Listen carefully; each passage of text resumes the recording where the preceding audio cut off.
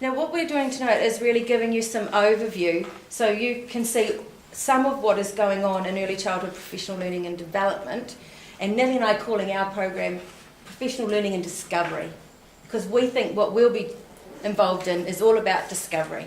Massey's brand is Forever Discovering, and that's what we're about. So there are three parts to the big picture of professional learning in early childhood at the moment for the teacher professional learning. The number two there, that is infants and toddlers in leadership, is that contract is held by Wendy Lee Educational Leadership Project. So Wendy Lee runs that part of that program for the North Island. Core Education run it for the South Island. Massey University is not involved in that. That's not something that we were successful in tendering for.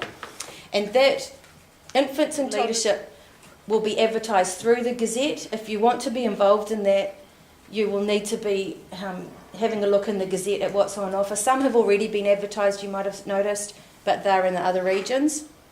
When those things come to Palmerston North, or come to the wider Manawatu, we will let you know so that you can make a choice as to whether you want to be involved in that. And I think they'll mostly be the shape of the inspiration days that Wendy Lee has run here in our community in the past.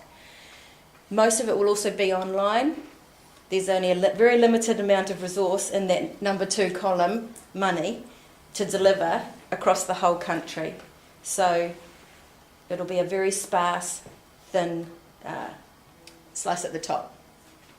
This number three there is the advice and support, and that's held by Te Taripuna Ora o Aotearoa, and they are New Zealand Childcare Association, and that's for services whom the Ministry identify need some fairly urgent and direct support around something. So a service might be identified as needing some support urgently on strategic planning to enable them to continue through what it is they're getting better at and doing in their community. So it's intense, it's maybe like for 6 weeks or 2 months, and Te Taripuna Ora o Aotearoa will contract someone in to do that work as directed by the Ministry. Our contract is very closely linked to the people in the Wanganui office, and we also have services, working with all the services in Horowhenua as well. So we're working, Natalie and I are working with the HUD office as well. But we have a very close connection with Irene, and we do report to her about some of the exciting things that are going on in our community. Yeah, and Irene is very interested in hearing those success stories from you and from us about what we're doing and what you're doing. So this is where we are, like a phoenix rising from the ashes. It's been a long time. We're in programs 1A and 1B, and this is where the Ministry is putting the bulk of the money for the professional learning and development. If you think, if I give you some figures roughly, that's about $5 million worth of work per year, and about 65 to 70% of the money is in that blue box. Okay, so work with individual services and work with clusters of services is a more expensive way to work than programs 2 and 3. So even though Massey University is not involved in 2 and 3, we're okay with that because we're involved with you in this way in programs 1A and 1B. And those are really just codes for us. 1A and 1B separate out whether it's cluster collective work or whether it's work with an individual service. And we monitor that, not you. We have a very flexible and responsive approach to the work, and it will be what it will be with you. So that's where we are with it.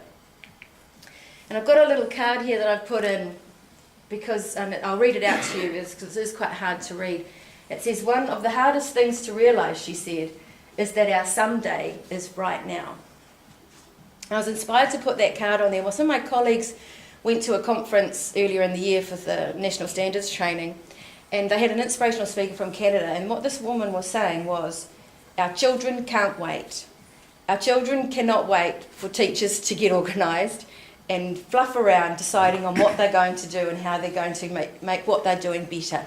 Our children can't wait for 5 months for things to happen, because the time that our children are with us, it doesn't. That's like nearly 15% of their time with us, and we're wasting their time.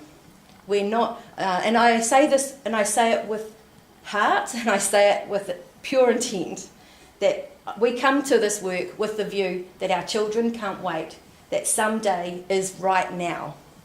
And we expect that this professional learning and discovery program has kicked off already. We believe already that because we've even had those first conversations with you, some things are simmering, some things are starting to surface. You're starting to have some questions about how you might make the most of what we can be together.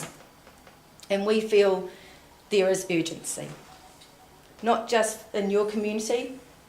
We feel this for all and everywhere, that it's important as a professional group that we don't wait. We must act and do everything within our professional responsibility that we can now. We can't wait.